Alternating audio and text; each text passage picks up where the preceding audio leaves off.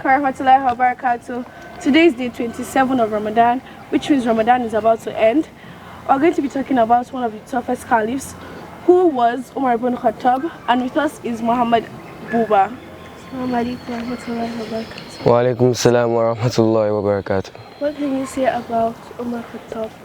The staunchest anti-Islam Meccan merchant, who was arguably the most successful leader of all time, was Umar ibn Khattab.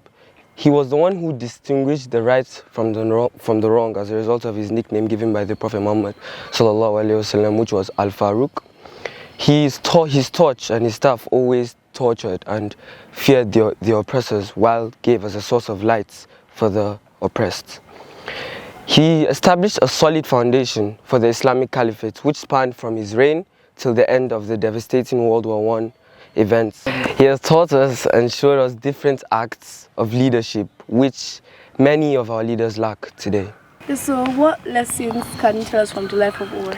The first lesson I will talk about is that Umar has always made everything be accountable to him, and he always acts accordingly to it. An example is Umar usually says and chants and repeatedly tells his visitors that if a mule stumbles on the Arabian Caliphate, he will fear Allah because Allah will ask him about it and why he hadn't have paved the way for the animal. This shows us that Umar didn't just focus on a single realm, on the human realm of accountability, but rather broadened these traits to other parts of his environment, which included animals. The second lesson I would like to talk about is Umar ruled collectively but cared individually. Umar cultivated an act of individual care and responsibility since he was a young lad. He used to help his dad manage his camel herd, and these camels were all identical, but Umar still knew and cared for them irrespective of their similarity. Umar usually dressed up anonymously on the outskirts of Medina so he could ease the affairs of foreign merchants and even his people from thefts and the like. On a particular night, he met some foreign merchants who sat around the campfire, but he heard an infant crying for a particular reason, so he was curious about that. As he went closer, he asked the woman, which was the infant's mother, why he was crying. She said that she was trying to wean him, but Umar was confused because the child was too young at that age to be weaned. So he asked why. She then repeated that the government's budget that Umar prescribed was only for the weaned and not for the infants. His servant was said to have heard that Umar said this repeatedly. Woe to Umar! How many children has he killed? By himself. It was him that said it to himself, even though she didn't know that it was him. He then promised her that this will be ratified.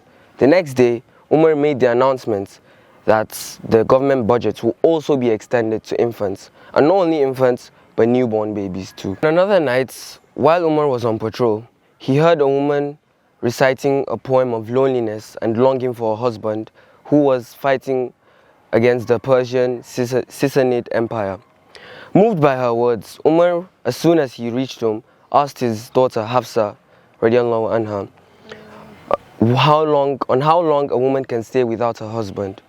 So she then signaled four with her fingers, and Umar the next day declared that no man should be on deployment for more than 4 months.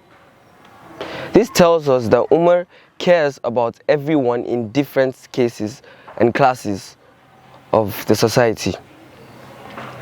It shows that Umar is a very caring person, and that despite how tough he can be, that he also has a really soft side, and no one should, act like you're too tough. You should always have a soft side, always have to listen to what your servants have to say. It's all part of ruling, and anyone that wants to be a leader should definitely follow the footsteps of Umar Khattab. Another lesson that we should all learn is that Umar was the servant and not the ruler. An example is his humility.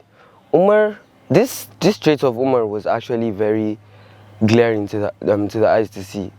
On a particular event, or in a notable event, while Umar was in a consultation session with the Prophet's companions and in the mosque, in the Prophet's mosque, a man in particular said that Umar was the one who deserved the best quality of meats and clothing.